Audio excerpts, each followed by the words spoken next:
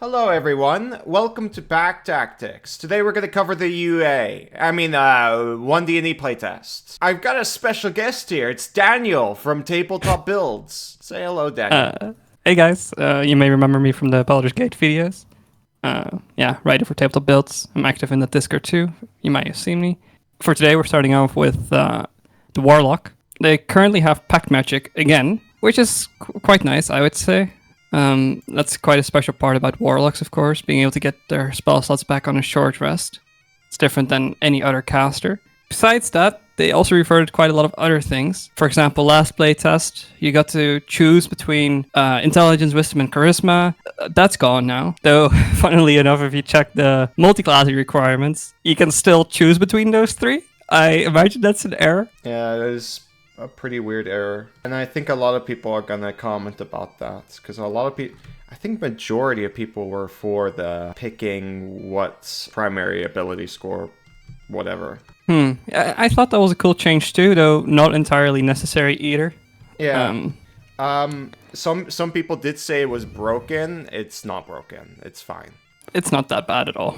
No, it's not as bad as people think it is. Speaking of packed slots, last time around, I think their intent was to ensure that at tables where you don't have a lot of short rests, you still get to, cast spells, which, fair enough, in quite some tables, people do not want to take a short rest for some reason or another. I've also heard you talk about that, though they now added a new feature, Magical Cunning at level 2. I feel like they listened to my last coverage of the Warlock video seeing this, but it's not exactly what I wanted. It's at least a nice bonus. I don't think the 1 minute cast is necessary. They could have just made it an action. Yeah. The way it works right now is kind of similar to the original capstone feature, Eldritch Master. That allows you to get all your spell slots back, though. That's still in the game now, though it now just upgrades Magical Cunning. So instead of getting half of your slots back, you get all of your slots back. It just boosts the same feature. I quite like it, because this way, even in parties where people are like, no, we can't take a short rest because blah, blah, blah. Usually the reasons are not valid, but, you can't always disagree with your table. Now you can say, like, okay, just a minute, guys, just a minute. And then you get back at least part of your repertoire, which is nice. Yeah, usually you have like a 1 minute to spare, so it's fine. Does remind me of Baldur's Gate a little bit with the super, super short rest, where it basically takes no time. We probably won't see that in 5.5, but I'm still kind of hoping that they reduce the time somehow. I have noticed some people nowadays have been in favor of like 10-minute short rests. I don't think they're gonna do that ever, but we'll see. We'll see, yeah. Another pretty big change is to subclasses. Though this has, of course, been the case for a while now. Warlocks get their subclass at level 3 still. I think that's the same as the last playtest. Obviously, influences multiclassing quite a bit. It's not as interesting to multiclass if you don't get subclass features. The thing is, they in turn heavily boosted the start of Warlocks due to changes to Eldritch invocations. You both get more invocations. I'm a big fan of that. And they have both boosted and added new invocations. A lot of the speak with animals and... to cast a spell once per or whatever. They are now pretty much... Well, they're not gone, but they're like... and Warlock spellcasting. Some of the others have just been improved. Like, for example, one with shadows. Previously, that one kind of sucked. You got to go invisible, but when you did anything, you basically lost your invisibility. Now, it says while you're in dim light or darkness, you can cast invisibility on yourself without expanding a spell slot. That's like pretty cool, right? You're just basically invisible whenever you want out of combat. Absolutely. It also doesn't require you to stay in the dim light or darkness, by the way. It's just you can cast it during that time. So, pretty cool. And they fixed the problem with Gaze of Two Minds. They did listen. Like, I originally thought this was super broken. You could just be in middle of town and do it and, just send mercenaries to go dungeon crawling for you. I still think that it's unnecessary to be able to do stuff through your familiar like that. Maybe interacting with objects or something would be fine, but casting spells, probably a bit much. I do still think 60 feet is quite big in a dungeon crawl scenario. Yeah, it's like you can that's just be a few rooms over at least. Yeah. Yeah, absolutely. So it's still really strong. I would definitely consider picking this up. Yeah. But before we continue, this video is sponsored by Chipeco, where you can get over 4,000 maps just like that. They've got battle maps, dungeon maps, and even maps that varies from seasons, day and night, weather effects, and much more. Some of these maps are fully animated to enhance immersion. Look at the details on this one, it's pretty nice. You don't really need to describe very much because everything's on the screen. It's like Baldur's Gate gameplay at that point with tabletop freedom. If you want to get into DMing, then this is a good start. You get over 4,000 maps just like that, and you'll probably be using them for years, and every week or so there will be new maps. Your catalog just keeps growing. I highly recommend checking out Chipeco on Patreon. You also get access to their Discord. They will help you optimize your games to really stun your players. Back to the video. Another big change here is that, so Warlocks get to pick Eldritch Invocations at level 1 now, one of them, and they've moved all the pact boons to be invocations. I think this is a pretty big change. Usually Warlocks get to pick two different things, pact boons and then Eldritch Invocations, and some Eldritch Invocations require you to have specific pact boons. They're all folded together now. It does add more customization, I would say. Wouldn't you? Okay. Wait, can you pick two pacts? Let me check real quick. It says, over time you're now able to choose more than one of the former pact boon options. That is interesting, yeah. I think this is a good idea. Yeah, that's pretty cool. They also changed the pacts a little bit. Some I'm a fan of, some I'm not. I'll talk about some of them and then you can say what you think. Pact of the Tome. Like, it's partially Book of Ancient Secrets and partially Pact of the Tome, but still slightly different. You get to choose 3 cantrips and 2 level 1 ritual spells from any class. You gain 1 level 1 spell slot, which you can use once per long rest. And, okay, whatever, you can use the book as a spellcasting focus. Who cares? Doesn't really matter. It seems that Book of Ancient Secrets itself is gone, so you can no longer, steal rituals from other classes except for those level 1 ones. Yeah, that's not very good. Is there another invocation you gotta pick? No, there's only one other invocation in here. Like, they do say if something is not listed here, use the player's handbook or whatever version of it, but I'm not entirely sure if that's the case here because they did kind of combine Book of Ancient Secrets with this pact, so it's a bit uncertain for now. I do hope that it still appears in some form or another because I really liked the idea of, Warlocks being able to be the best ritual casters, even better than wizards. Like, their peak was higher, not necessarily their median, but their peak was higher. Yeah. But yeah, I hope they make another invocation, one where you can steal the secrets of others. Like, now it's 2 first level spells. Like, there's good rituals, but most of them aren't at level 1. Let's say that. It also significantly helps with the pack slot problem that people are having, Like, you technically you can never cast your bad spells because, you have to adapt. Your pact slots always increase in power, and you can't keep on casting something like Tasha's Mind Whip. Or not Tasha's Hideous Laughter is what I mean. Yeah. The interesting thing about the 1 spell slot from Pact of the Tome, it says, once you expend the spell slot, you can't gain another slot from this feature until you finish a long rest. So you could repeat the feature, 50,000 times before you expend one of the spell slots, and then you have 50,000 level 1 spell slots. It's just stupid. I think they should reword that slightly until it says like 1 spell slot per day instead of you can not gain 1 more after you expend it. The wording is slightly off. I like this pact. It's pretty cool. But let's move on to the next one, I think. This one is also quite interesting. It's Pact of the Blade. Combining the Hexblade feature now of being able to use Charisma modifier for your attack and damage rolls. You can cause a weapon to deal necrotic, psychic, or radiant damage instead of its normal type. It's nice. That's nice. Yeah, not sure how meaningful it will be, but it's nice. One of the big things here, it's actually 2, but within the feature itself, is that the ritual is now a bonus action. So you can very easily now cast like magic weapon on a weapon, therefore it's magical, and then you can bond with it as an action, basically. Or you bond with it as a bonus action after casting magic weapon. That is like attack available in 5e, but it's way easier now. Usually it's only melee weapons, right, that you can make a pact with, but magic weapons are all free real estate. Like, if they're magic, the restriction doesn't matter anymore for melee. So you cast magic weapon on your hand crossbow or whatever, and then you can make it your pact weapon. Yeah. Probably not intended. And you can get this at level 1. So that's another way, like, instead of going Forge Cleric, you can go this. Which is... To get a magic weapon? Yeah. It won't stay magical, but it can deal, like, special damage. So that probably makes up for it, because usually monsters are, like, resistant to bludgeoning, piercing, slashing, or bludgeoning, piercing, slashing from a non-magical weapon. If you do psychic damage, they're often not going to be resistant.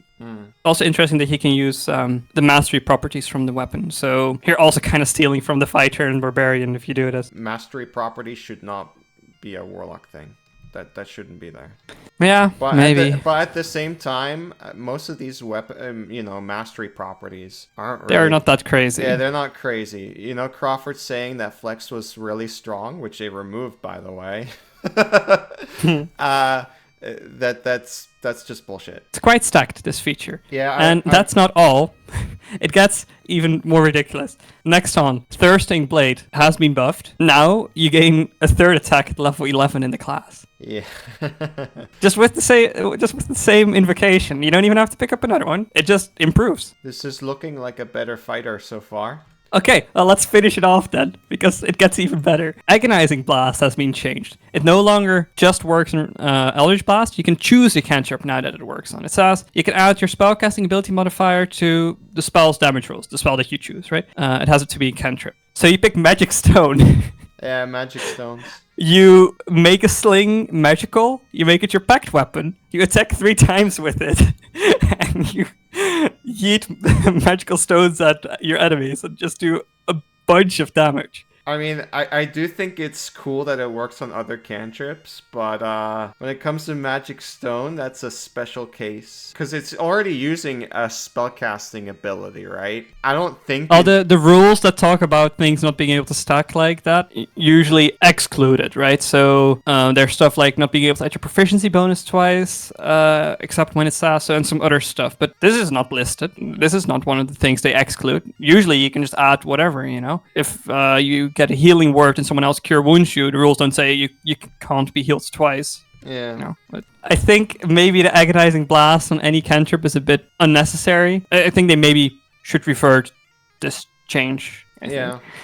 I totally see that. I think there's one more pact left that we haven't talked about, and it would be Pact of the Chain. I think Pact of the Chain is basically back to how it was. Last time they made it into giving you a spell, which is like Find Familiar but different. Now it just gives you Find Familiar again with some exceptions. You got Imp, Pseudo-Dragon, Quasit, Skeleton, Slads, Tadpole, or Spirit. But there's more options. Yeah, there's more options. Slad Tadpole? I don't even know what that is, do you? I don't know. I haven't heard of the Tadpole stuff. Oh, it is a monster that exists already. Okay, this doesn't really seem like a good option compared to others. I would probably still go with the other ones, though. Yeah. The ones that already existed, I mean. By the way, it's cool that they added some more options. Like Slab Tadpole probably fits with Gulok and Skeleton with the undead variations. I guess they wanted every patron to kind of have their options. And by the way, guys, this is not the tadpole you have in your brain in Baldur's Gate 3. Whoa, that's a huge spoiler for that game. I'm kidding. Moving on, I think. No, it's Speaking not. of Baldur's Gate, they changed jump, and Otherworldly Leap has also been changed a bit. That already existed before. It just allows you to cast jump, though they changed jump quite a bit. And if I am correct, I'll check real quick. Otherworldly Leap, yeah, it used to be level 9+, it's now level 2+. So that's nice. I mean, being able to cast jump at will probably didn't have to be level 9 for that. So let's check out jump next, I guess. It's very Baldur's Gate now. It is very Baldur's Gate. It is missing some part of Baldur's Gate, but it is very Baldur's Gate. It's now bonus action instead of action, just like Baldur's Gate. It lasts a minute, and by spending 10 feet of your movement, you can jump up to 30 feet now. In Baldur's Gate, it works similarly, where you spend 10 feet of movement to make a jump. That's not how jumping usually works in 5e. I like this. I think it's pretty cool that you can cast it at will on yourself as Warlock. I'm not sure how powerful it is. I like it, though. Yeah, I like it too. And I think this should absolutely be around. I think a lot of people are gonna push, want this to now become a ritual, just like Baldur's Gate. What do you think about that? The thing is, in Baldur's Gate, rituals are instant out of combat. So it wouldn't work as well in 5e where you need to add 10 extra minutes. So I like the change. I probably won't cast Jump too often, but it has a niche now, you have 20 extra feet of movement for a minute, basically, right? Because you can jump 30 feet by spending 10. Yeah, you could just jump multiple, yeah. Okay, yeah, so you go from 30 feet to 90 feet. So times 3. It's a pretty good way to move about. I think it's definitely better than Expeditious Retreat at that point. Yeah. Which is concentration, I believe. Maybe they should change that one too, then, if they keep this in. This is gonna be like a Phantom Steed kind of situation. It's cool, I think. I mean, Phantom Steed's too strong, but here, it's a lot of movement, but it's not Phantom Steed movement. One additional invocation, which is new, and it's kind of crazy, though maybe not as crazy as some people may think. Lessons of the First One. Oh, yeah, I was looking at that for a while. Yeah, it's basically a free feat. Yeah, and you can grab it a free level times. 1 feat. Yeah. The interesting thing is, you already got, like, a few free feats at level 1, at least if they keep it the way it was in, like, the first or second playtest. They haven't really talked about that since then. So there's not that many options that are standouts when you have already picked 1 or 2. However, it is funny that on the one hand, they probably won't re-release Hexblade, and they've removed shield proficiency from Warlocks again. But then they add this, which means that at level 1, you can just pick the lightly armored feat. I think it's called that in One D&D, and that just gives you medium armor and shield proficiency. You still get basically the big reason why people picked Hexblade. Well, I'm trying to think back, because, all the really, really good feats, like the power... Well, then again, they're not really picking those for Warlock. Yeah. I mean, I guess if you're going like the Pact of the Blade route, then you are. Like, you want to get Great Weapon Master and stuff. Well, that's not even in the game anymore. No, there's no power attack, so... that's the awkward thing with martials.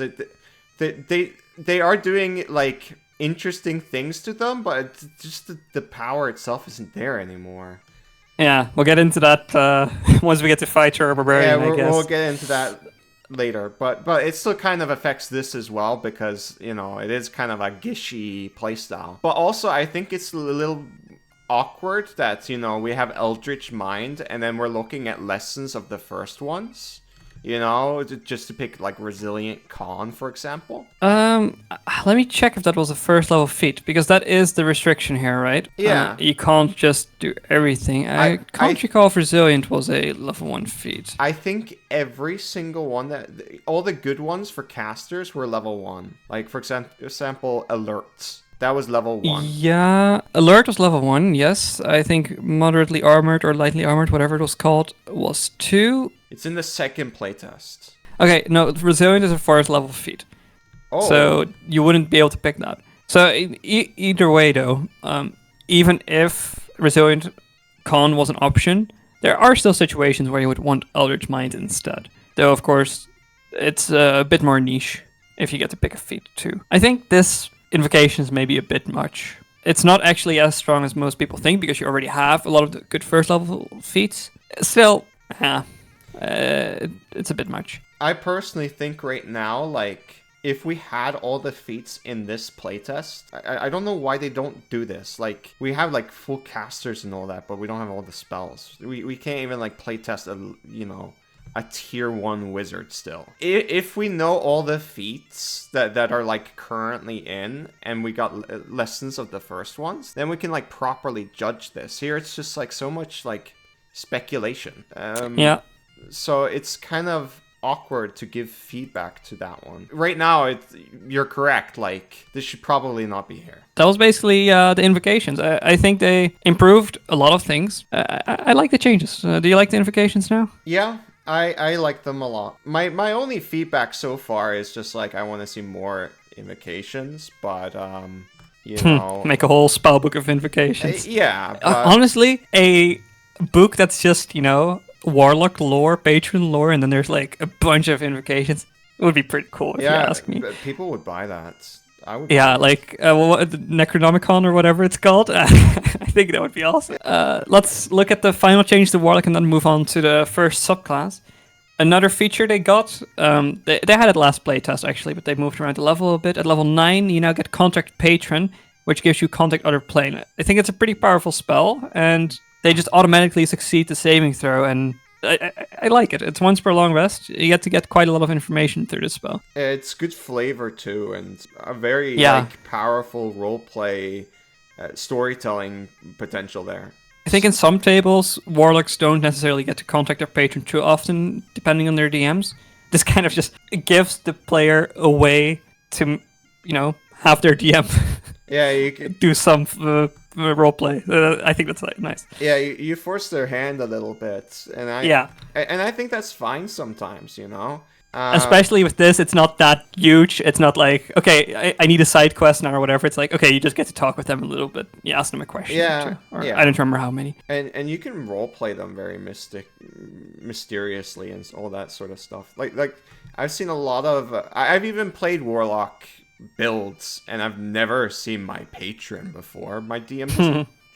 I mean, they care, but like the way they roll patron is like very hands-off. Yeah, I've experienced that too in the past. I like the feature. It's flavorful, good spell. I like it. Mystic Arcanum, it's back to how it was. They also removed Hex Master. I imagine you're happy with that, the thing that forced you to cast Hex or something along those lines. Yeah, that was a funny meme, and I'm very glad that's gone. I still think there should be more to this capstone, but it's definitely way better than Hex Master. Yeah, I'm not sure how clearly I said this before, by the way, but Warlocks, everyone actually, is back to having their own spell lists, though spell lists are being expanded a little bit, and ritual casting is still available to anyone that gets a ritual spell, I believe. I'm not that happy that the wizards are once again going to have all the most powerful spells, but at least getting ritual casting makes up for it a little bit. Yeah, I'm kind of neutral to this, to be honest. At first, when I looked at it, I was like, this is kind of bad, because then, you need to relearn this stuff. But I kind of got into the groove of it, and it did make sense. But there are other ways to fix it, either remove the most broken wizard spells or, give more people them so you don't have to pick wizard to get them. I'm fine with classes having different spell lists, so just make wizards less powerful with their spells, please. Yeah. Anyway, let's move on to more Warlock stuff. Their patrons. The biggest change, at least global change, is that you immediately have your patron spells prepared. It doesn't count to your prepared spells. Last playtest, you even got to cast at least one of them for free per long rest. That's gone again. I'm actually quite sad about that. I'm upset about that too. Yeah, because especially the patron spells aren't that in line with a lot of other Warlock spells where they stay powerful enough to be able to use spell slots on them, or worthwhile to use spell slots on them. A lot of patron spells aren't powerful enough to keep spending spell slots. So it would have been nice if you got to cast them once per long rest for free. I'm fine with them being auto-prepped. I would like if you can at least cast one of them for free. They say that they removed that because you get to gain more spells through the Magical Cunning feature. Don't really think that makes up for it, but it's what they say. The first subclass that has been changed in this UA is Archfey Patron. That subclass had its niche at tables where plant growth was ran rules as written. Rules as written plant growth is ridiculous. If you don't play rules as written, it's still pretty good. Right now they changed a lot of the features though, and to be honest, I wasn't a big fan of their features, so... No, the thing with them is everybody cared in the optimization stuff. Everyone cared about the spell list rather than the actual features. Like they were really good at, tier 1 was sleep, short rest sleep. Yeah. That's great. That's like amazing. But by the way, guys, both of us, Pack Tactics and I, both believe spells are features. But for this context, just know with features here, we mean non-spells mostly. Yeah. I think they know that. All the features involve around Misty Step now, which is kind of interesting. I don't know what to feel about. I don't really like Misty Step that much. So I think on a lot of casters, Misty Step kind of sucks. because an armored caster that has 19 to 24 AC, depending on whether they cast shield or not, does not often need to teleport out of a situation, because, it's just a skill issue if you actually get into trouble. But Warlocks don't get to spam the shield spell a lot, so it's a bit more meaningful for them compared to other casters, so there is actually a reason for them to be casting the spell. I think maybe they relied a bit too heavily on the Misty Step, but it's not... I'm mixed. It's not awful. I feel like this kind of took like a Dishonored inspiration. I don't know if you've played those games. No. Basically, in that game, there's like a blink ability. You could teleport up on buildings and all sorts of stuff. And some of them can like have like a special effect as you upgrade it. I feel like they took like heavy inspiration from that game. But I wish it wasn't just Misty Step. Like the level 3 feature, Misty Step. Level 6 feature, Misty Step. Level 14 feature, Misty Step. It's a bit much. You had a good idea for a Fae capstone. Let's hear about that. Allow people to cast Mace once per long rest and give it Fae flavor. Maze where people get stuck. Maze would be a very fitting capstone for this, because that's very, like, Feywild themed. Yeah, and just say you get to cast Maze, and you decide what the inside looks like or whatever, and then that's a Fey forest instead, a Feywild forest where people get lost. I think it would be super cool. Yeah. It would of course be a little bit early. Normally you don't have 8 level spells yet at level 14. But still. They've done, like, pseudo stuff like that before, like Genie getting Lesser Wish or whatever it's called at level 14. Yeah, so I think they can absolutely do something like that with Maze. I don't think that's a wild thing. Yeah. Next one is Celestial. This one disappointed me a lot. They did not work enough with this one. Celestial is... it's just not great in general. It isn't in 5e, and here... They changed like 2 features, the Patron Spells and Celestial Resilience. And Celestial Resilience, the only change is that you can use it when you use Magical Cunning instead of Short Rest as well. We're moving on. This is still a terrible subclass. Yeah. Fiend, they changed the spell list back again. Previously, they removed Fireball from the spell list because you just got them through the arcane spells that they had access to. Now they don't have access to arcane spells anymore, so Fireball is back. Nice, I guess. I really like them having Fireball.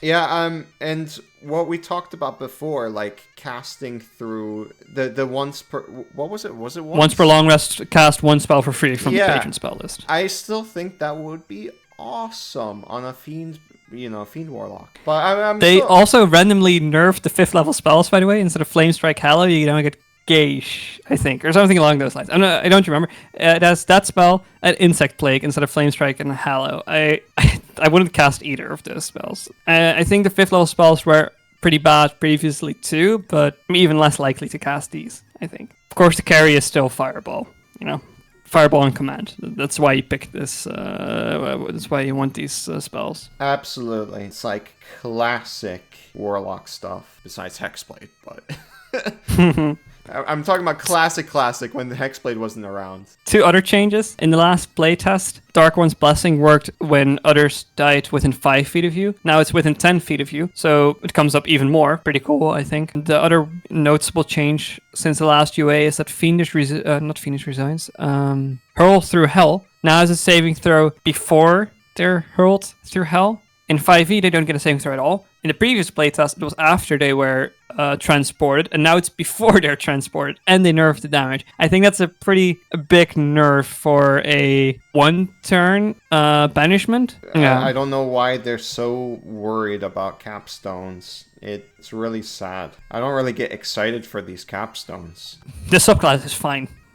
I like this subclass. Yeah, the things, the reasons why you pick Fiend are still here. So as long as those are there, I'm happy. I mean, obviously, both of us want more, but these. I would be fine with this, but more would be nice. All right, one last patron left.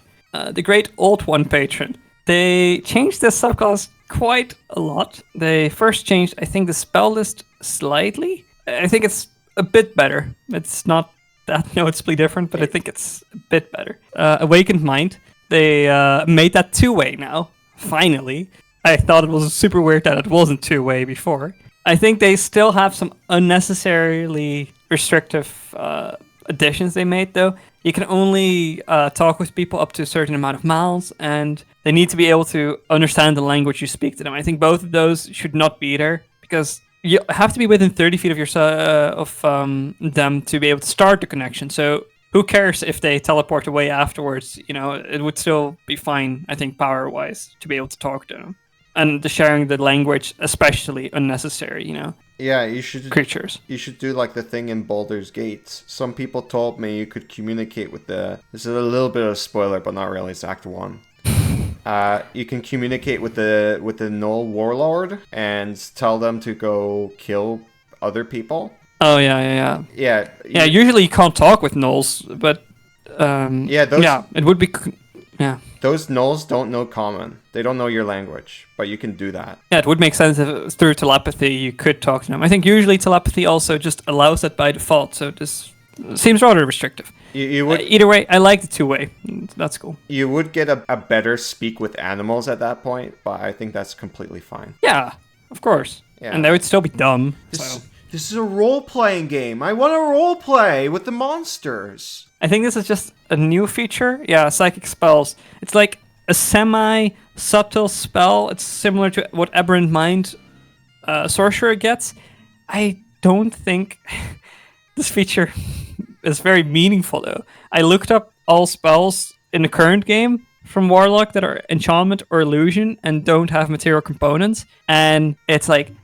I'll read it out because it's like 10 of them, I think. Charm Person, Distort Value, Crown of Madness, Enthrall, Mirror Image, Shadow Blade, Enemies Abound, Charm Monster, Psychic Lance, Mislead. Okay, it's a bit more than 10. Synetic Static, Mental Prison, Power Word Pain, Dominate Monster, Power Word Stun, Power Word Kill, Psychic Stream, and Weird. Being able to cast those spells and not be counterspelled, which is like going to be the most common reason this matters.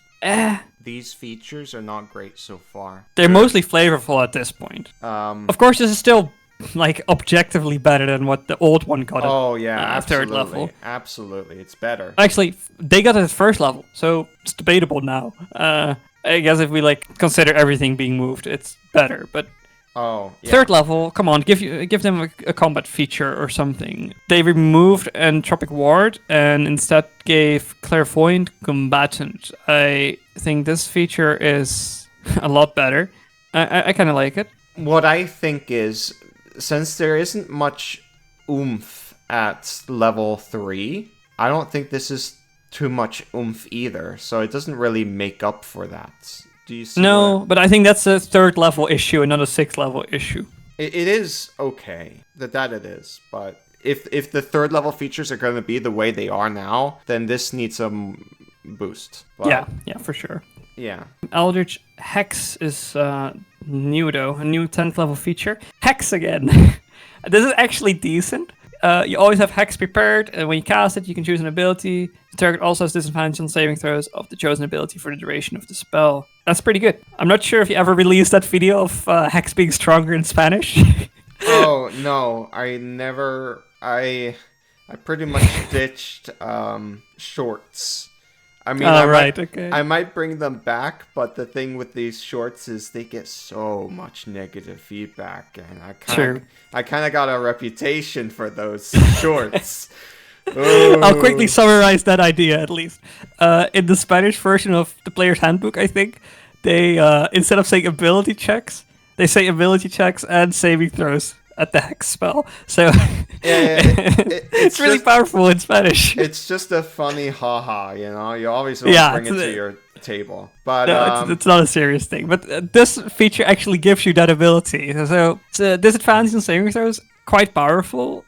Silvery barbs, other stuff like that can force it as well. But this repeatedly does it without additional resource expenditure, which is quite good. This is a very good feature. I wish this was actually the level 6 one. If we saw this at level 6, I would be like, oh, absolutely. This is late, but it's still good. Like, I do imagine you casting Hex at level 10. Sometimes there's just a single target. I'm not sure how often I would cast Hex in combat for this purpose, though. What I would do is I would pick a packet of the tome, so I have one first level spell slot. Yeah. Then And you I'll cast cast Hex with that spell slot, or I multiclass, or I cast it at the start of the day on a bug. I destroy the bug, and I use Hex later on against the enemy. Create. Final feature. This one has always been cool, from what I remember. Thrall, yeah, it was. It isn't anymore, sadly. Yeah, it isn't anymore. So previously, you got to like control humanoids that were, I think, incapacitated. That was awesome. I think that's like really cool, and especially now with the Baldur's Gate hype, I think you've all seen Thralls now. It's just an awesome idea in my mind, and I guess at some tables it might be a bit problematic controlling people, but there's like first level spells where you control people, so it's not that new. Right now, they allow you to cast Summon Aberration without concentration for 1 minute, and they get temporary hit points. The spell still sucks. Yeah, the spell is awful. Summon Aberration is a terrible spell. Like, the damage it does per the damage it takes and how squishy it is just makes it a really bad spell to use in combat. Even if you precast it, it's not really worth it. And with the 1 minute duration, you can barely precast it here at all. If it didn't require a spell slot, yes, it would be worth your action. But it's not worth a 5th level spell slot. I'm surprised they even touched it. I think this subclass, it has a lot of cool ideas. I think they just need to kind of put it back in the oven for a little bit longer, you know? Let him cook, but it's not done yet.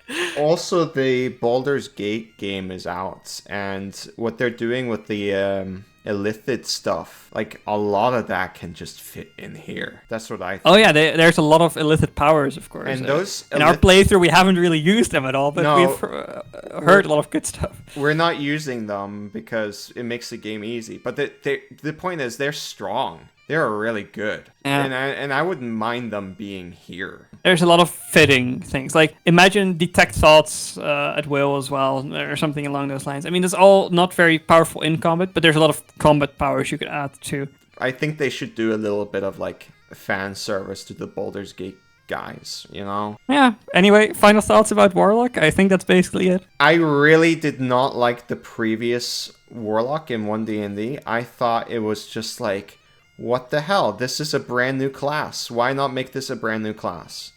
And this is more like what I wanted. Yeah, this is a lot closer to what I would really like as a Warlock. I like the changes back to pack slots. I like that you can get back some spell slots in the middle of the day. I like a lot of the improvements to the invocations. At some points they have gone a bit too far with buffing the invocations, but mostly this is like, I would like to play this Warlock.